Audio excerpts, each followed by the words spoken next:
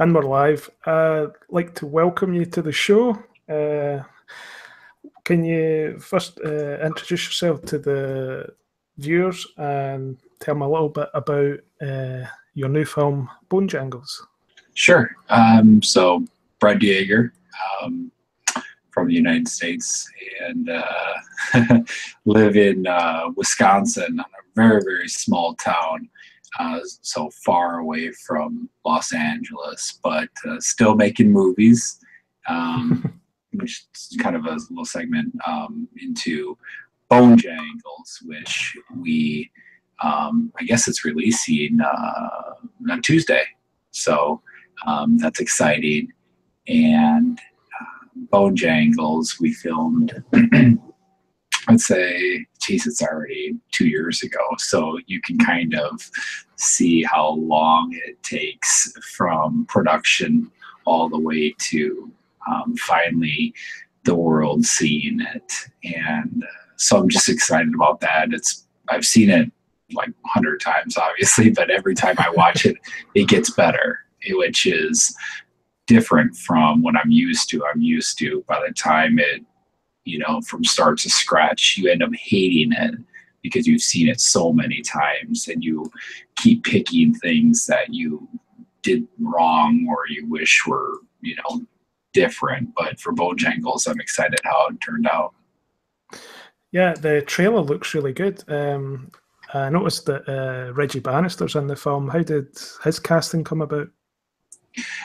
So Reggie Bannister, we were looking for a niche actor that the horror community respected, that was well known, and his name was tossed around with a couple of other people, and we ended up going through a process where we worked with a casting director, and finally he sent Reggie the script, and we got word back that he loved it and was willing to take on the role. And luckily we're able to come together on price and everything else. So yeah, that's the one thing when you hire someone who's so well known in a genre. I would imagine it can get pricey. Yeah, he was really awesome though. I mean, he wasn't high demand or anything. He was just chill, and it's like, hey, let's make a movie. So it was really cool to direct him in a movie. Yeah, he seems the type of person that's still got a lot of passion for acting in those types of roles. Interviewed Sid Haig not that long ago. Oh, nice. He talked about how he took almost, I think it was 15 years away from acting because he lost the passion because he was typecast at the time. No. And now how he actually loves being typecast because it means he's working. I just watched him in Bone Tomahawk last night for the first time. I've always wanted to see that movie, but never got around to it. And I wish his character didn't die so soon because he's just fantastic in whatever he does. Yeah. Yeah. How did you get into directing films to begin with? Yeah, so that was kind of a very weird way of getting into it. I was a freshman in college, and I was going to be a psychologist, which I am, but that's what my route was. And I was watching Eli Roth, Cabin Fever, and for some reason I really liked that movie. And I got done watching and I was like, I want to make a movie. For some reason it inspired me. And one of my good friends was a film major down in Arizona, and so I called him up and asked him if he wanted to make a movie, and he said sure. So needless to say, we ended up flying down to Arizona, filming a feature length in like 6 days. And that movie never did get released. So that was my first like foray into the film industry. And it was a great experience, but it was kind of disheartening because it never got released. So I did short films in some 48-hour film festivals. you know, for the next couple of years while I concentrated on my education. And then it wasn't until grad school, probably 2011, that I wanted to do a feature length, and crowdfunded the money and never looked back. So now I'm directing a lot more than I ever used to. So what's the crowdfunding process like as a independent filmmaker? Yeah, it was a lot different back in 2010, 2011. So we were one of the first people to raise money for a feature length, 7 years ago on Kickstarter. And so I raised that money, and it was a fairly easy process because Twitter wasn't, Instagram, all those things, they were big, but they weren't like super crucial. Yeah. And people weren't burned out on like all of the, GoFundMe and crowdfunding pages. So people were more willing to donate. So yeah, but I've had a really good experience. I did launch one last year on a movie that I wanted to direct. That did not go well. So, but we'll probably try it again sometime here. Yeah, you do hear a lot of horror stories where it comes down to the last 24 hours and maybe they've raised about $50. Yeah.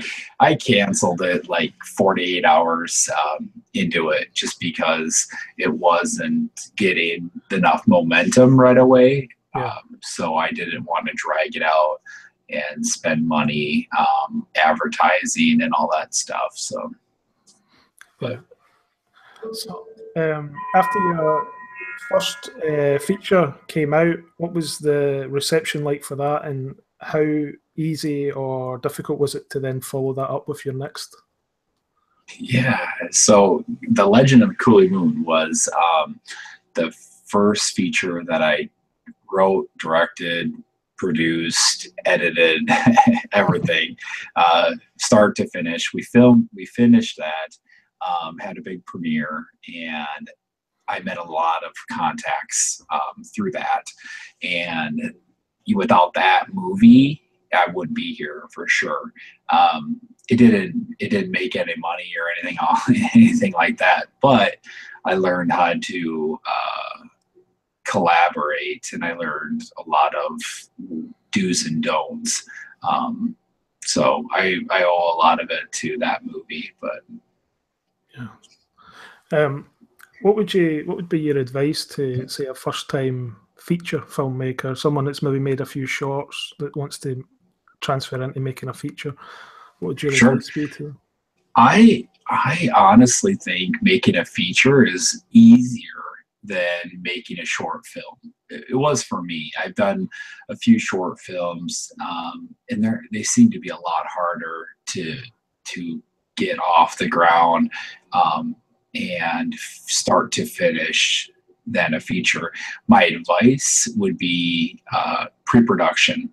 Spend a long time in pre-production, but have specific deadlines that you need to adhere to. So don't be in pre-production for, say, like 2 years. Say, we're going to be in pre-production from January to June or January to December, and filming will start in the following April, and set specific dates, because that really almost like solidifies your plan and it keeps you going. But I would say pre-production, make sure you have you're not trying to do it all on your own, because it's impossible to do on your own all by yourself. Yeah, I find it crazy when I see people that have as a writer myself, I find it crazy when people take a script that's maybe the third draft and start trying to film it. It's a long process, and there's just so much that needs to be done in pre-production that if you don't have it done and you start filming, you're screwed. The biggest piece of advice I would give anybody is, if you can and you are serious about making a movie to the end, is film it consecutively. Don't film it just 2 days here and then 2 days the following week, or don't film it on the weekends. That's fine if you have to, but if you're really serious about it, film it consecutively. The reason being is people move, actors move, people get busy, people drop out, they die or whatever, and you don't want to get halfway through and then your main actor gets in a car accident or gets married or gets pregnant or whatever, and now you're stuck. So that was the biggest thing. I see a lot of new first-timers shoot just on the weekends, and it kills their project. Yeah, you definitely don't want to end up like Ed Wood having to find a double for Bela Lugosi. yeah, that'd be tough. Yeah, you thought you'd really get away with doing this nowadays. Yeah. Oh my gosh. Yeah. It's tough. I mean, because I know it's hard because people have day jobs and they only have a certain amount of vacation days. But if you have 6 vacation days, well, guess what? Film the movie in 6 days. Sleep 2 hours a day, but get it done. I know. That's my advice. Yeah, I recently watched a Portuguese horror film. I can't remember the name, but they filmed it in 7 hours. Oh, jeez. Yeah. It's literally almost every take is first take, and quite a lot of it takes place on what's supposed to be Skype calls. So they were set up in different rooms, shooting all these different Skype calls and then editing it together. But they pulled it off really, really well. So it just shows you what you can actually do, even with time constraints. That's pretty cool. I've never seen anything like it. I've been into lately, like Night of the Slasher. Have you seen that? Yeah. It's like that one take short film. Fantastic movie. I would love to be able to make something like that. But I wonder, it was one take, but I wonder how long it actually took them to film it. Yeah. Yeah, you're going to have rehearsed that for so long, and it's going to have been take 50 to get it in the can. Yeah. It had to take them days. Yeah, because there was an episode of the West Wing TV series where they did a one take that was a one shot that went for about 8 minutes, and that took something like a week to film. So you have people like Martin Sheen taking a week to film a scene like that. So you can imagine what it's like on a lower budget. Yeah, I get it. Just the choreography would be tough, but it looked like it was fun. Yeah. What kinds of films got you into filmmaking? Definitely horror movies. I grew up watching cheesy sci-fi movies and the classic horror movies with my mom, and so that kind of solidified my love for the genre. And then just for me, I like movies that I can watch over and over again.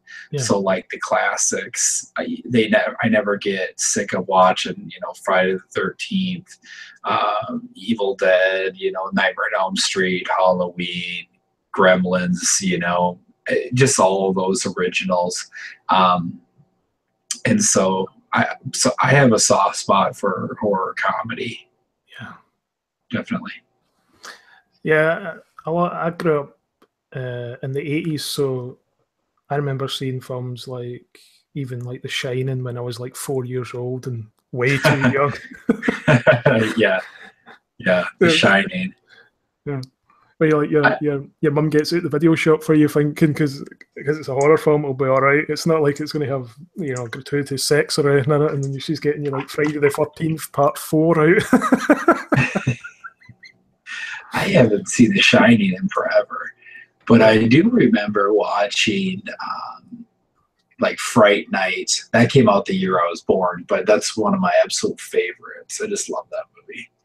And The Thing, I guess. So the 80s were a great decade for horror movies.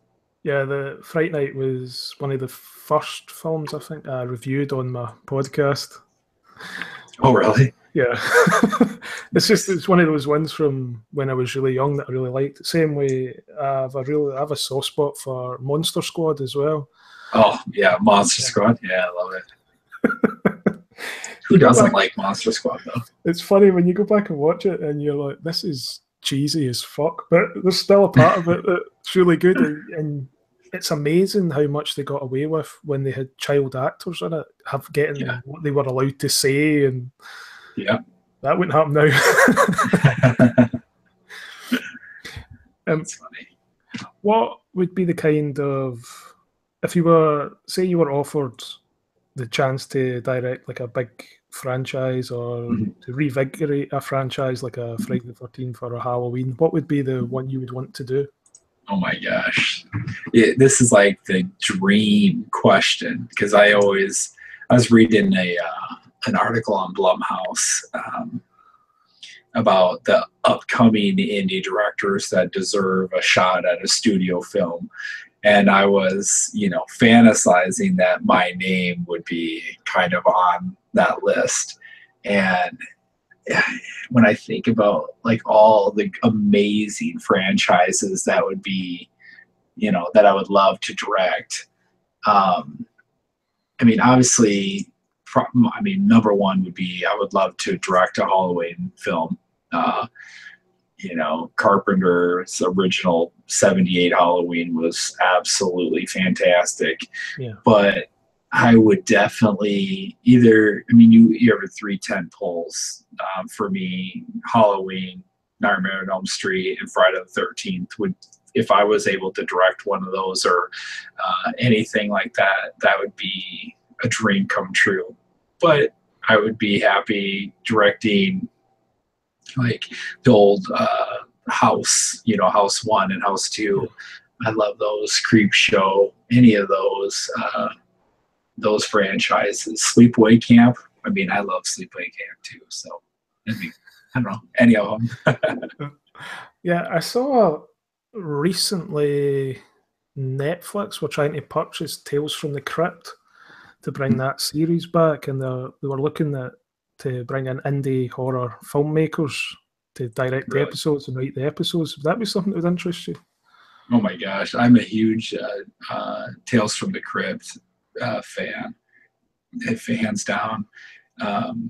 Definitely would do it. I always thought about dabbling in like fan fiction, fan films, but I never wanted to get sued. And I have you ever seen the TV series I was on for a season, Erie, Indiana? Yeah. So Erie, Indiana, if I could like revive a TV series, not counting like Goosebumps, Erie, Indiana would be one that I would love to direct, or Tales from the Crypt for sure. Yeah. I think BoneJangles is going to open a lot of doors for you, because going by what I've seen of it so far, it does look really, really good. Did you realise when filming it that it was coming together so well? No. I was actually just talking to the PR firm that's handling BoneJangles. They're a company out of Los Angeles, and the CEO told me that he was actually seeing that BoneJangles was probably receiving the most positive reviews out of anything in their catalog in the past year, a couple months or whatever. So that was really exciting to hear from him, because he didn't have to say that. And for me, if it can give me contacts or connections or allow me to direct more movies, that's a win-win. For me, it's not about the money. if I could make movies and pay for my health insurance and food, I'm okay. So I'm hoping, you know, as every director or filmmaker does, that their movie will open doors. I know I got a lot of work to do ahead, but I'm hoping so. In terms of when we were filming, we had, you know, up and down. You know, some days we're like, oh yeah, this movie is gonna be awesome, you know, we're cheesing out, and then the other days we're like, I quit. Like, this sucks. You know, those days, I mean, the first week of filming, we had so many issues, but we had flown in everybody from all over the country, and we couldn't stop. And we had so many issues. We were filming 22 hours a day out of 24. We'd get about 2 hours of sleep. And I think that week we ended up sleeping a total across 5 days. I think we slept about 10 hours across 5. Everybody's legs and crew, they were swollen to the point where we couldn't even get our shoes on and off. It was pretty painful, but now looking back, I would do it again. You know, it's just stupid. How would you describe the plot of BoneJangles to the audience? Yeah. So the plot, I would say, a ragtag group. So basically, a pathetic police force or task force is transporting this evil, like, unstoppable killer to an asylum, and they ended up breaking down in this old town called Argento.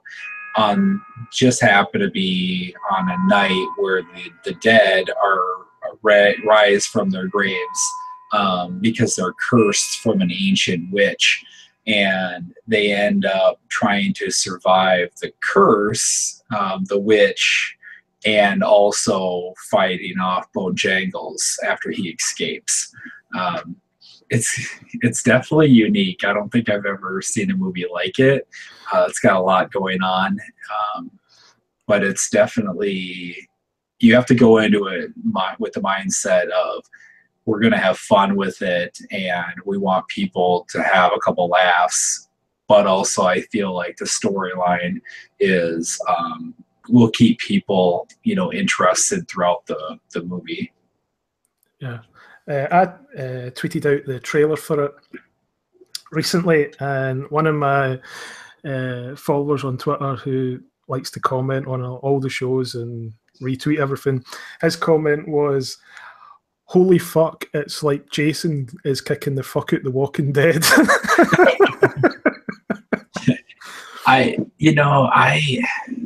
There's a lot of reviews out there, actually. It's surprising how many people got screeners of it, and because I was not aware of who was getting screeners or anything like that. Yeah. And then I would just get sent a list of all the reviews. I try not to read the reviews too much. I know you got the thick skin, but I like making sure that I'm not. I don't know where I'm going with this, but I do read some of the reviews and I do read some of the comments. But some of the stuff on YouTube, the comments are pretty ridiculous. Yeah. There's quite a few people have the trailer up on YouTube, and there's like 40,000 views and 50,000 views on each of the videos. So it's really getting out there. Yeah, I was. If you like search BoneJangles in like the search function under Facebook here, it kind of gives me some data on how many times it's been mentioned and stuff. So right here, just this one had over 1,000 shares, just on one article. So that was kind of cool. But again, I try not to look at the data and all those numbers yet. When's the UK release of BoneJangles? That's a good question. I don't even, what I'm told is that there's like a physical release, like Blu-ray and DVD, sometime in September, but I'm not sure exact dates at all. So I apologize for that. That's okay. I'll when we work it out, I'll make sure to tweet it out when it's coming out. Well, we should get you a screener or something. That'd be awesome.